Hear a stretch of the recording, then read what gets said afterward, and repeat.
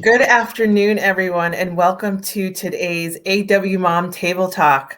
I'm Aisha Losche. I am a mom, a wife, an elected official, and friend. I'm also an SVP of Equity, Diversity, and Inclusion here at Hill Holliday. Just want to thank everyone for joining us and want to thank AW for curating this amazing panel.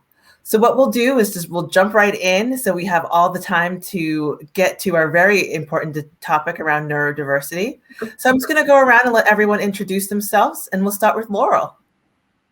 Hi, good afternoon. I'm Laurel Rossi. I am the Chief Partnerships Officer at Organic at Omnicom, and I'm also the co-founder of Creative Spirit.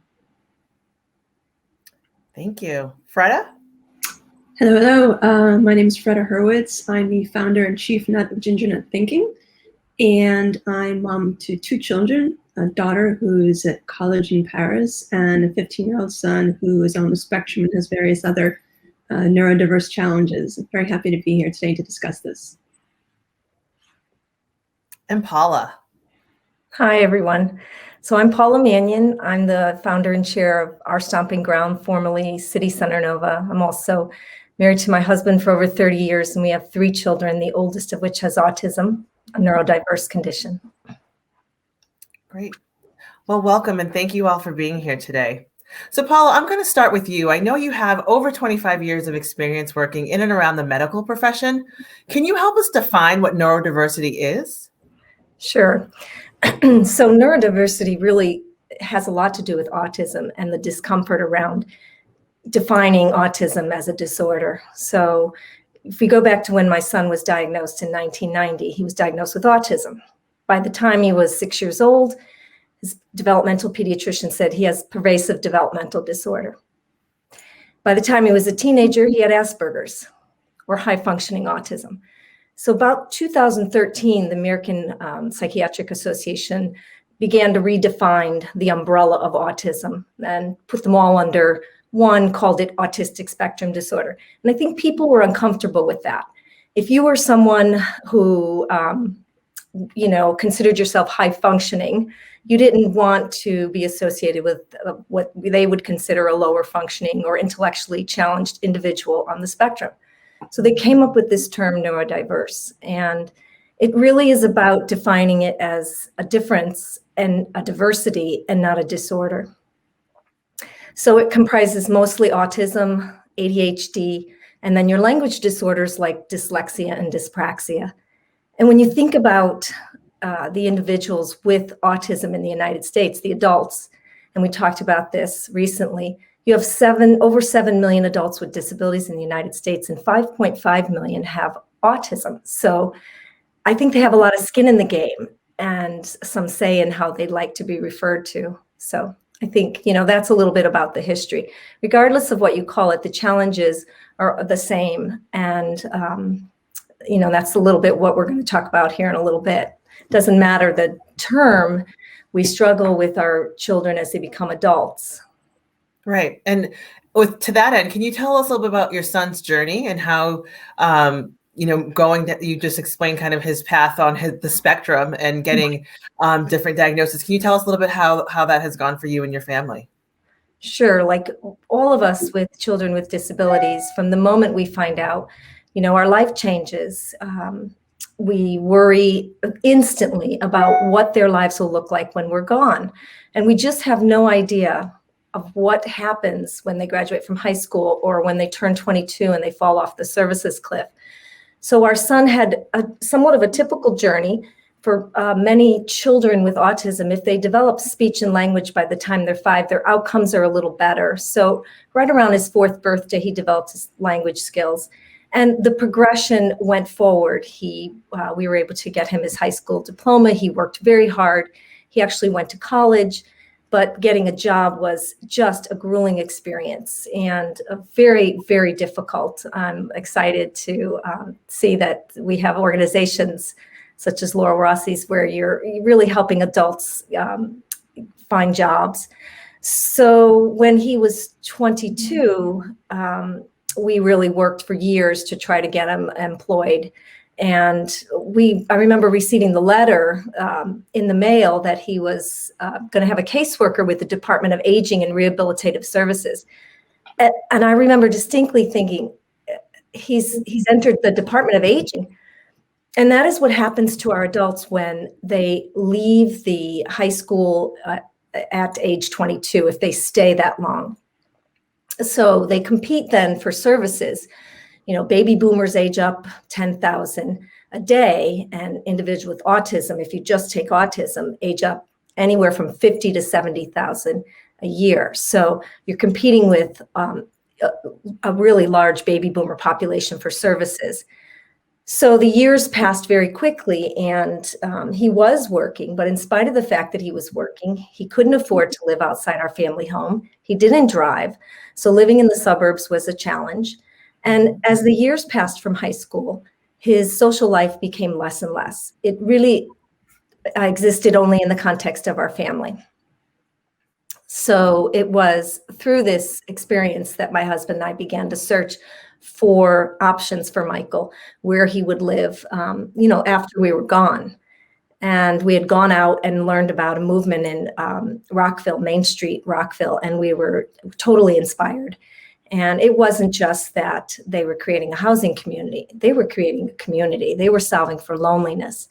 Because ultimately, we could put Michael in an apartment. We could. But he would be lonely there. And that is probably the most important aspect of what we're doing at our stomping ground. We're creating a community for our individuals. Thank you, Laurel. And you just touched on that loneliness. And during this pandemic, we've all been lonely. We're socially distancing, we're socially isolating, we're trying to keep ourselves safe by, just staying home. So Fredda, to you, I know there's challenges with parenting all types of children, but especially with neurodiverse children where there's different services. Can you share a little bit of some of the challenges you faced this year and last year around the pandemic and how your family's managing? Sure.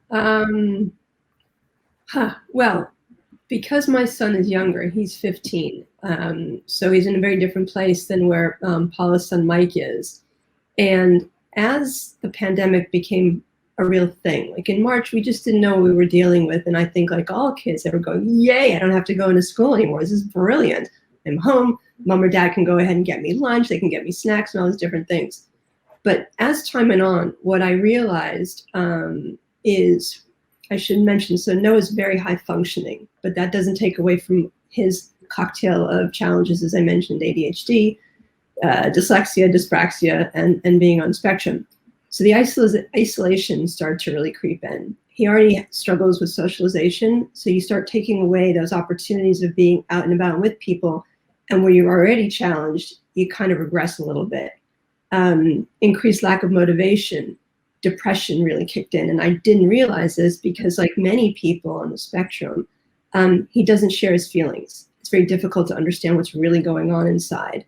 He masks it, and he's learned that as a coping mechanism since he was very little, when people would call him out and say, why are you so unruly? Why didn't you do this and why didn't you do that? So he's kind of shut in on himself, despite the fact that he doesn't have a filter a lot of the time. Again, like many folks in the spectrum, they just kind of say what's coming to their mind because it's obvious. Things are very black and white, not nuanced. So we had the depression.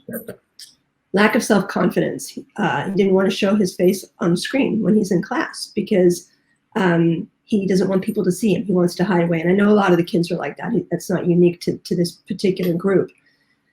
And he goes on and on with him saying, who's ever going to love me? I'm ugly. I'm retarded, which is a horrible term that he's picked up over the years. And why do I have this thing? Why do I have mental issues, as he puts it, and I'm trying to get him past them so that he understands it's neurological. But what was really the hardest thing that we dealt with is self-harm. And he'd never done that before. I caught him out. It was thankfully very superficial, but a heck of a lot of blood. We ended up in ER.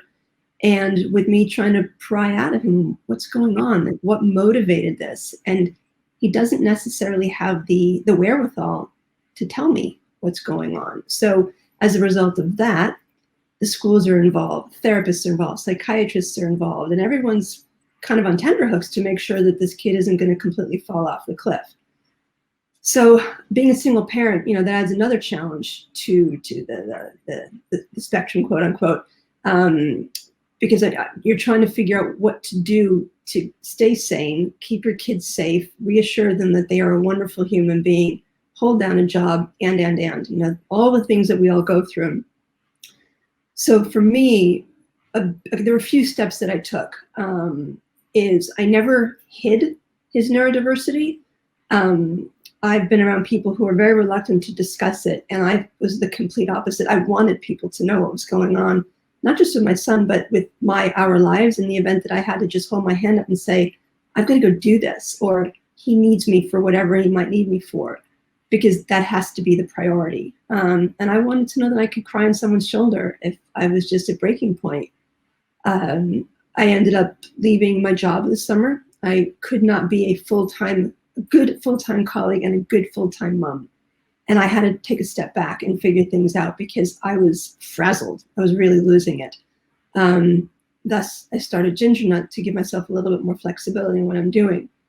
I sought out groups and opportunities for him as well as for me to connect with people who are familiar with what is going on in these young people's lives, because it's important that he recognizes that there are a lot of people like him out there, and that he doesn't always have to be on to fit in, but he can just be him, and no one's going to look at him or question him or scowl at him because he's 6'4".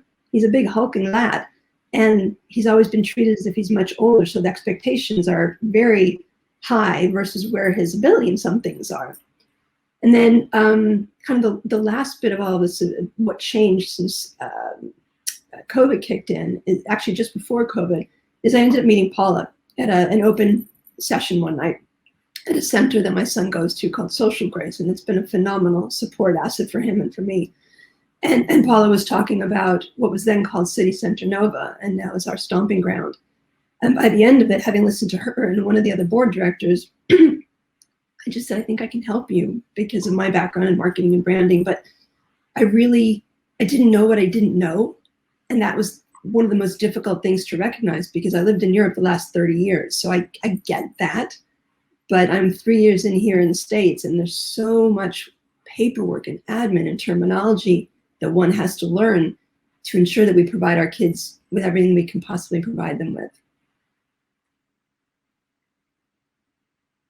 Yes, that is such a challenge. And, what you described and the just the overall grace and strength that you as a mother, that you've lended out to others and to your son, it's a journey. And, being in this pandemic has been so difficult to manage all the things. So thank you for telling your story and being so candid. I tried to give you the Reader's Digest version. Otherwise, I'll just go on and on and on. No, we appreciate it. So Laurel, building off what Fredda just shared, and I know you with Creative Spirit is, connection is key, but can you tell us a little bit about your story and your child's most recent win and the road it took to get there? Yeah, of course. I just want to start out by saying I am so grateful to be having this conversation in such a public environment with awesome parents who are, joining on this journey. Lots of parents of neurodiverse individuals are usually having a glass of wine together, having these conversations because there's so much to share. So I'm really grateful and I'm really thankful to be talking with Paula and Fredda and you, Aisha. My journey is a little bit different. My daughter doesn't have autism. She has something called Williams syndrome, which is a rare disease, which presents its own complications in terms of just getting the educational community really to understand and wrap their heads around what we can do to help her and learn. And she's 19 years old. So this year during the pandemic, you can imagine she's a high school senior with lots and lots of goals and aspirations. She's a theater kid. She's a great academic student against all odds, which I'll talk about in a sec. It's been a real challenge. You're talking about an incredibly social individual. Williams syndrome is, sometimes they call it cocktail party syndrome.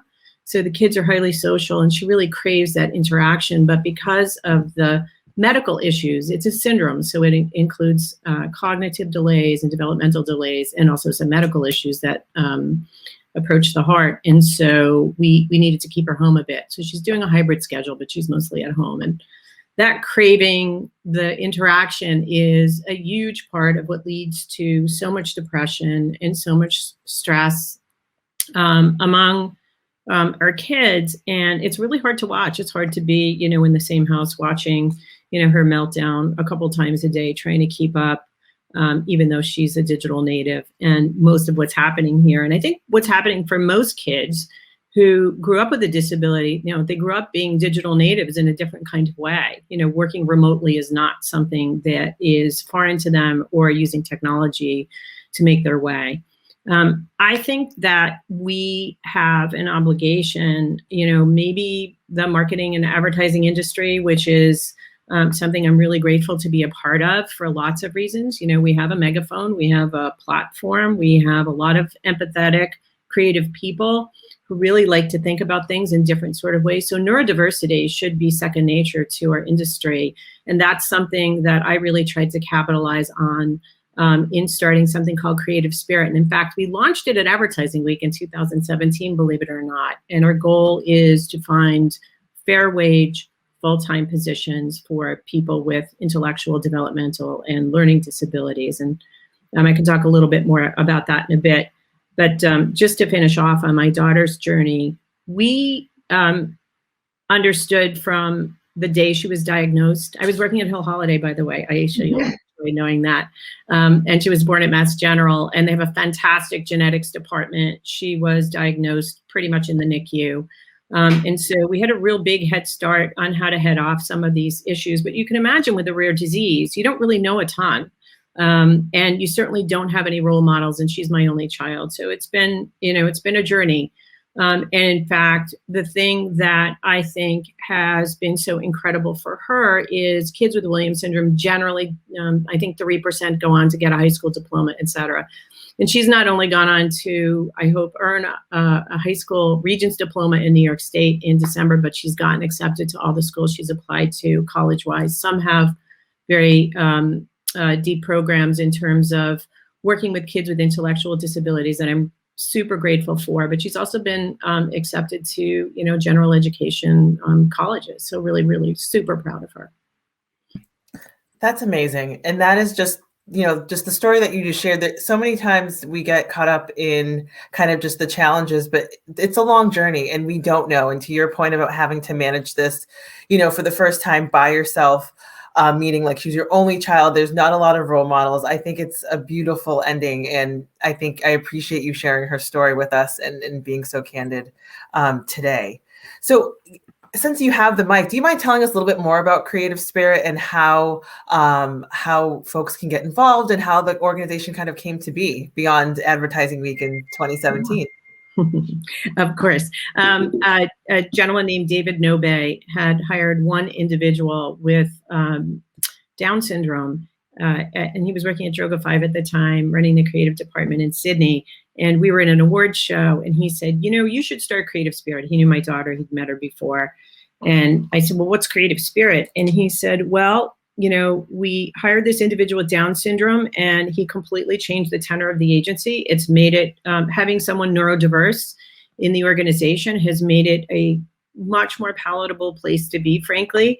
And, I think this is something that can be scaled. And I did some research in the United States and realized that, we have lots and lots of rules and regs. And I know, Fredda, you talked a little bit about that. It's a complicated place. And sure enough, a couple years later, started Creative Spirit, launched it with the idea that there are 85% of the folks with intellectual, developmental, and learning disabilities who are of working age, who are unemployed. And that just blew my mind, 85%. And, I think a lot of the stats get rolled up and caught up in sort of general stats, with folks with physical disabilities and other populations. And at the end of the day, when you're looking at 7, 8, 9, 10 million people at a time who are out of work, you have to realize that we need to be doing something about it. Nobody talks about it. We don't lobby hard enough for it.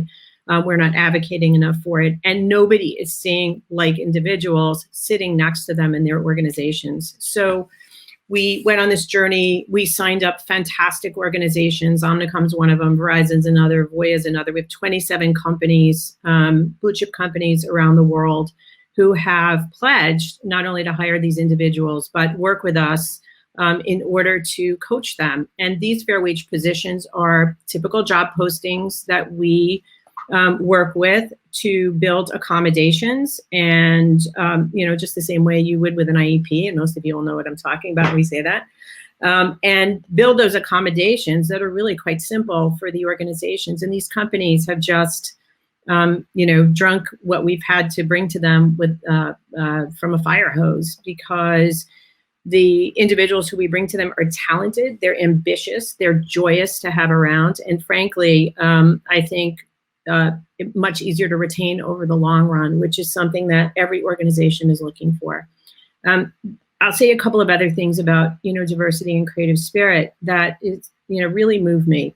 We don't get a lot of women who apply. We don't get a lot of the girls. We're trying to get under the skin of that. We did a big research study this past year and realized that if I were a Black woman with a disability, my chances of being employed go from 85% to unemployment to 100% unemployment. And so you realize once you start to get under the skin of the intellectual disability story and employment, you're talking about more and more segments of the population that cross over that really need to be employed. This is the most impoverished population on the planet, period, the end. So with 1 billion people with disabilities worldwide, you can imagine that this should be a much hotter topic than it is. And that's really our goal. Our hashtag Higher Difference, our Twitter handle, is something that we put out there, not just for Creative Spirit, but we're really on the bandwagon to get more people to latch onto this topic.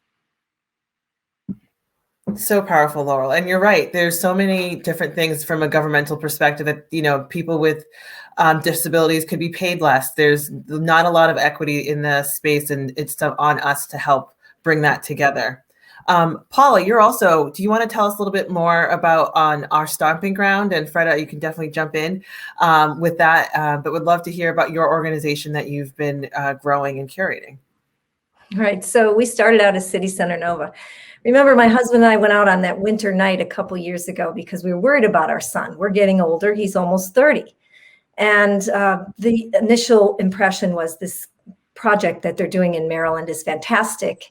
We could do the same thing here in this resource-rich area. We'll build an apartment complex because, getting land in Northern Virginia is easy, and finding a developer, all that's easy. So this is what we are going to do at the start. We're impassioned parents.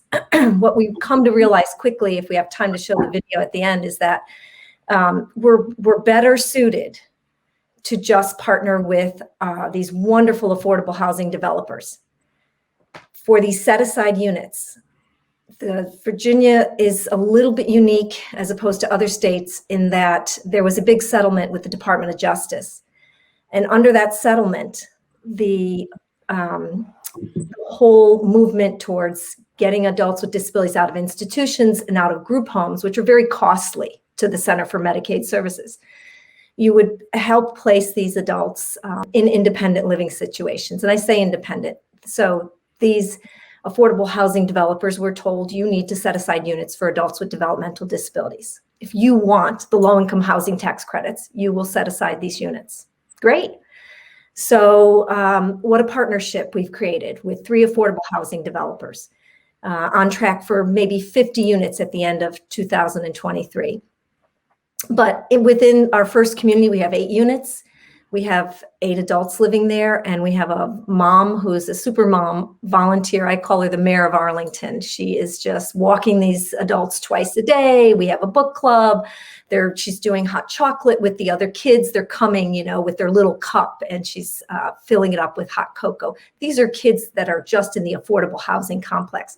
We're touching their lives. They're touching our adults' lives. First community.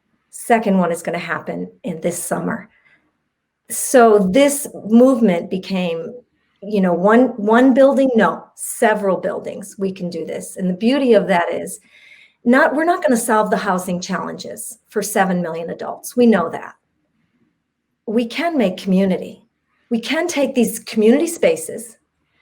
Downstairs at Gillian Place, there's an incubator kitchen called La Cocina Virginia.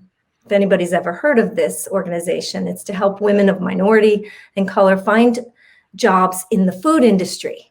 And they have this beautiful commercial kitchen, and we anticipate partnering with them so we can have vocational cooking and potlucks and other opportunities for inclusive gatherings. So creating community is the key, because whether or not you live in one of our affordable housing complexes, you have the ability to connect. So for our Michael, let's say he was living somewhere else. He lives at Gillian Place, by the way, which is a great story. If he was living somewhere else, he could find out on the calendar what's going on there and join in the activities. Right now, the Social Justice Book Club is reading The Warmth of Other Suns, and what a conversation. What a beautiful conversation we're having with our non-speaking autistics and our parents and speaking adults. It's beautiful. We should replicate this. We should replicate it everywhere, because it solves for loneliness. And that is the best thing we can do, one by one by one. Paula, I think you should explain a little bit about the ethos behind our stomping ground and the why. You went from city center to Nova, because I think that's quite powerful as well, that we can all relate to. Well, it's beautiful. So I meet Fredda, and Donna and I meet Fredda. We're doing what we call one of our road shows at Social Grace. You know, we're up there, you know, we're really excited about this, and we'd love to have you join us, and this is so important.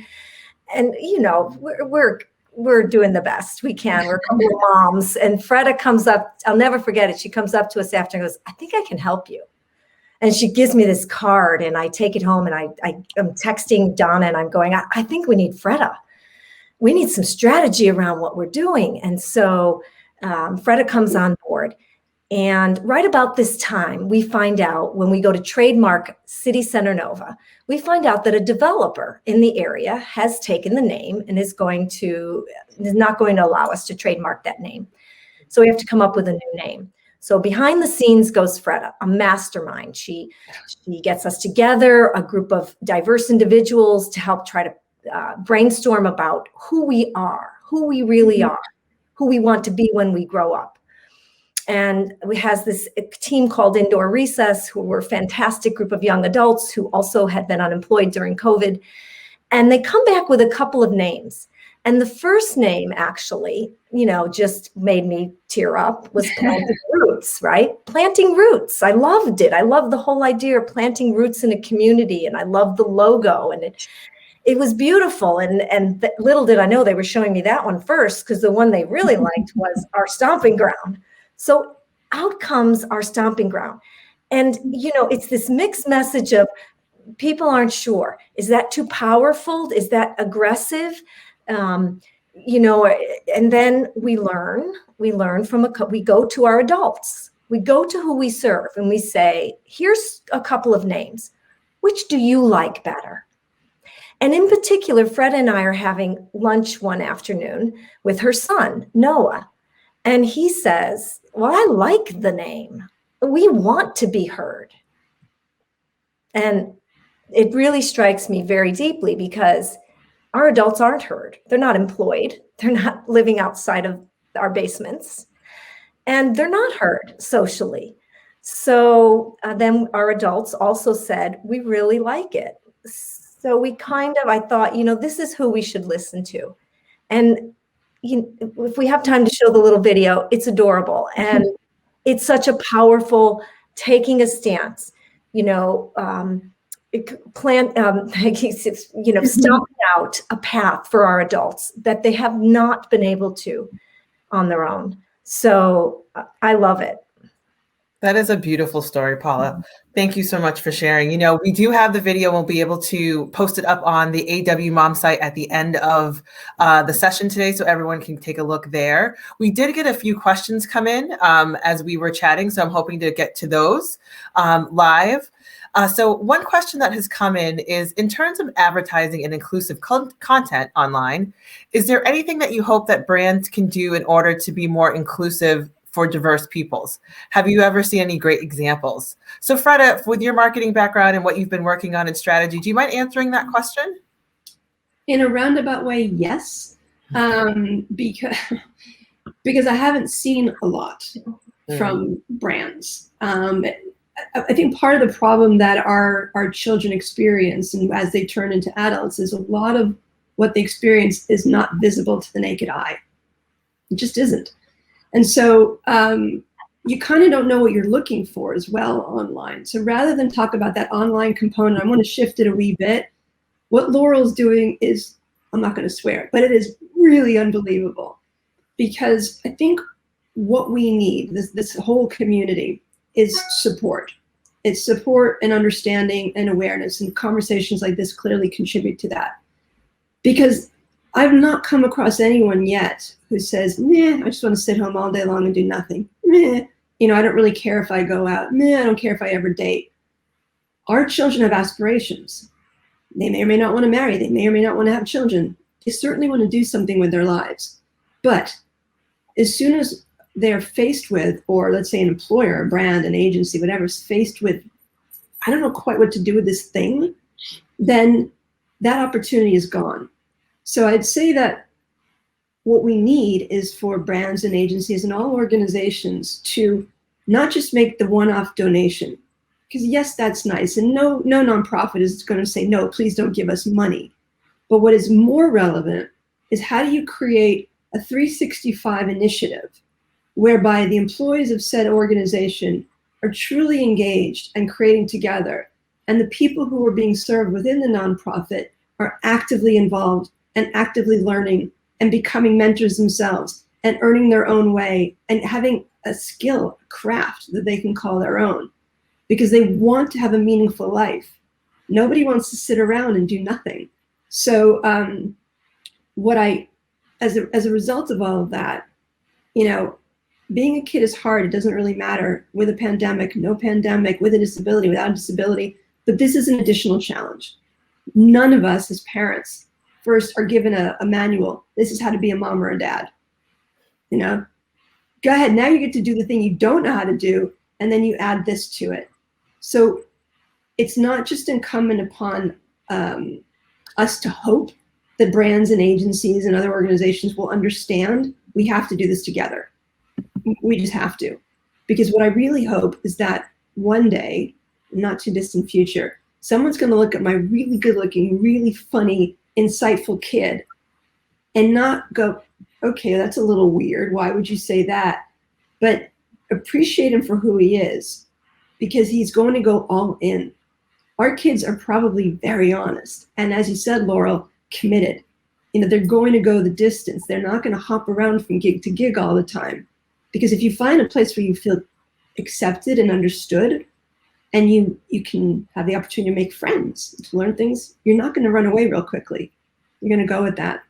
So again, it's not a real answer to the initial question, but I don't see a lot out there. And we, speaking on behalf of our Stomping Ground and every other nonprofit, we need partners. We need partners to work with us to expand and to keep things going so we can provide all the programming we need to provide. Yeah, and that's why this conversation is so important. I think people don't even know some of the challenges or the steps they can take to help support the community. And you talked about the cliff earlier at 22. We think about neurodiversity within like an educational confine, but then we don't think about what happens after. Yeah. So there's definitely things that could come in. Creative Spirit seems to be, harnessing that. So I have another question that has come in, and I think, Laurel, it's perfect for you, is, within advertising and creative industries, how can we harness the potential of neurodiverse people coming into the workforce better? How do we support them? And how can we ensure that we are giving them opportunities for them to learn and grow? I'm so excited to answer that question, because we've been asking ourselves that question now for 3 years and have really kicked the can down the road pretty far. Hope we get even further over the next, year or two, so that this becomes so pervasive that we stop, talking about neurodiversity as the least included population in the workforce. I did want to address one thing that Fredda said that I think is super important just before launching into it. the dignity of work is so incredibly important. And I think when we talk about that and having a productive life, I think when we talk about it, people think about it as charity.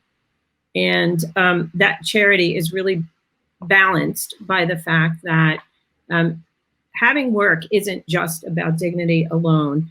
Having a meaningful job is super important to your self-esteem and also to your pocketbook, obviously. The problem with the poverty attached to our community is that it impacts not only that individual, but the families. And I'm sure we could have a very big conversation with a lot of the parents on this broadcast about what kinds of sacrifices you've made financially and otherwise. But the really astounding thing is there's a huge body of work that says that it becomes multi-generational. And so if you don't stop it, it really is perpetuated, for families down the road, and not just for the individual who is neurodiverse. Back to the marketing and advertising question. On an uplifting note, I think the marketing and advertising community is so rich because there are soft skills, there are hard skills.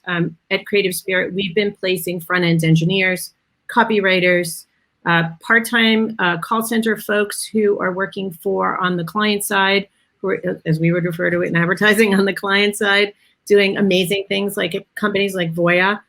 There's training, there are colleagues around you, it's a fair wage, and most importantly, there's flexibility. And especially in this job market where you have the opportunity maybe to work from home and have a little bit more latitude about the mobility issue and commuting, it's really become our individual's time. And so I would simply say, feel free to go to the Creative website as an employer or an individual and sign up. You will get personal attention. And the beauty of our model is we don't just put people in jobs and hope that they're successful. They are given a lifelong coach, which is what our nonprofit funds.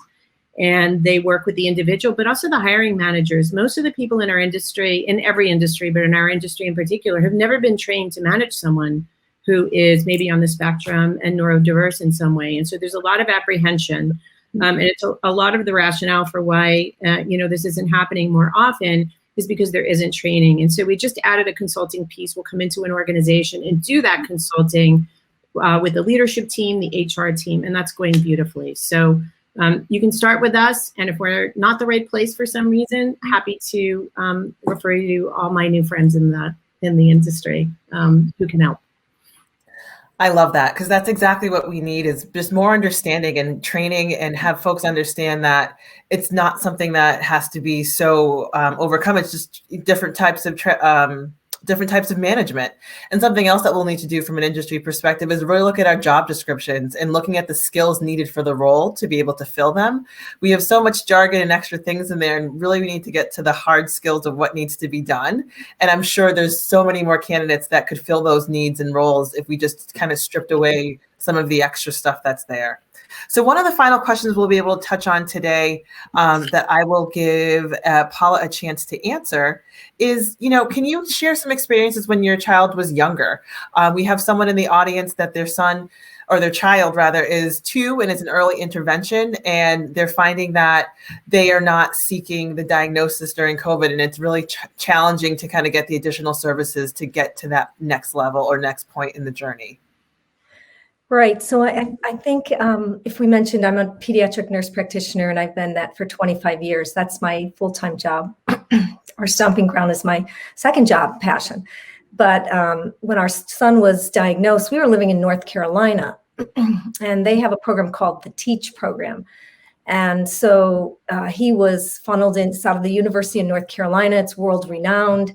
He was funneled into this program for an evaluation. Now, you have to remember that in the 90s, you had between the period of 1980 to 1990, you had a 1 in 10,000 chance of having a child with autism.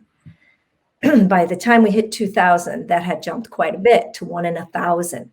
So the vast numbers of kids coming to the table for evaluations, and now it's 1 in 54. CDC latest stat on that is 1 in 54 children will present with autism. So if you're having a hard time getting an evaluation, it's because There are a lot of people trying to get an evaluation. You can get early intervention in your towns and local areas, wherever you are. That was part of a government plan years and years ago, part of, I can't remember the name of the program or off the top of my tongue right now. But so every local region has, within a month of a pediatrician or a nurse practitioner saying, I really want your child looked at, they have to provide an evaluation of that child. So here's what I tell my parents. I know you're worried. I know you want to find out what's wrong here. If it's a genetic disorder like Laurel's daughter, it's there's genetic testing. Down syndrome, we have some idea when these children are born. Cerebral palsy, we have an idea when they're coming up. But with autism, it's very different. It's 2 to 3 is the average age, 18 months to 2.5 or 3. So you may not be able to get into what I recommend always is one of the autism treatment centers in the United States or the developmental evaluation clinics out of these treatment centers, which really do a comprehensive evaluation. And it's COVID. So my parents are calling me up, they're coming in, I'm seeing the kids for their checkups, and they're saying, we're still on the list, we're still on the list. It is a very unfortunate thing, and I wish it were different. But here's what we do have. You should have at your disposal psychologists in the area who really are themselves seeing a lot of children with neurodiversity, who can help you begin what I call the pragmatic language skills and social skills and behavior therapy that you need to start early on. All of that aside, you are your child's best first teacher. Language and socialization takes place in the context of everyday experiences, everyday spontaneous experiences. So you keep going. You're talking to them all the time, and you're looking for that response. And if that response isn't right, you're trying again. So my best advice will come out of this. I don't know that the lines will get any shorter for developmental evaluations, but I know that we can do a lot just with our local pediatricians and our local psychologists. And your primary care providers now are learning more and more to handle mental health conditions and comorbidities for our children. So it's encouraging. I would say you should be encouraged. I see many, many children. I've watched them grow up. And I just tell my parents this. I say, we think we're teaching them. They're teaching us. They're teaching us how to be better individuals. Thank you for that. So while we have a few minutes left, we're going to tee up a couple of videos that have come from Creative Spirit and on Stomping Ground. And then to close out this session today, would love to go around and just hear what can we do? Some folks in the room have neurodiverse children, some don't, but what can we do as an industry? What kind of action or item takeaway that we can start tomorrow and ensure that we are making our environments more diverse? So I will tee it up to my dear friends in the back of the house to get those videos on, and then we'll go through and have the action items and wrap.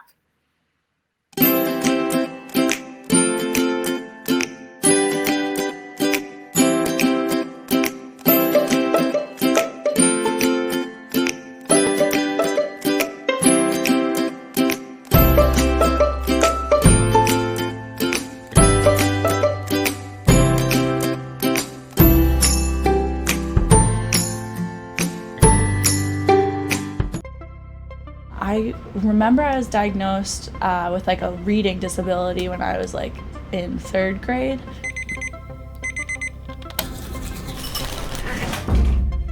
Some of the things that made me realize that I was dyslexic that were troublesome for me were that I'm not a strong reader. It takes about 3 to 4 times longer than most people to get through normal reading, especially if it's at a higher level. My original diagnosis was Asperger's, which is now categorized as an ASD or an autism spectrum disorder. I think a lot of words like disorder or disability, I feel like most people look at those words and think that's something that the person can't do, instead of thinking, oh, that might be something new and unique that the person can bring to the table. The positives of it, I found out I was a 99th percentile in spatial awareness. I'm really good at kind of visualizing a thing before I create it. We see everyone as, unique and important. That's why it's important to us to really work hand in hand with Creative Spirit. Christopher is amazing. He, since day one, has been invaluable to our company. It's been wonderful to have an extremely diverse group of people to really come together and use each other's strengths to get things done. We're getting behind a really great organization that's bringing different talent to the table that's equally as good as the talent that we'd see elsewhere. I would say in my experience, my story is my story. I wouldn't say that it's a template for use for everyone, especially with people with learning disabilities. There's such a variety. A lot of people don't have the comfort to be able to speak to camera. A lot of people don't have the comfort to speak to other people. Damien had a unique perspective of the work that we're doing. The way that he could be laser focused on certain things came through in his interview. There are a lot of other people with IDDs and ASDs who are looking for work and aren't getting it. And I would say to employers, whatever the label is, it doesn't brand a person. Working with Creative Spirit would be a huge asset to any company because you'd be able to access these amazing people that have these heightened abilities. Creative Spirit has been an amazing partner to us. There's a lot of positive energy here. There's so many smart, interesting, dedicated people here. You can inspire people in so many different ways.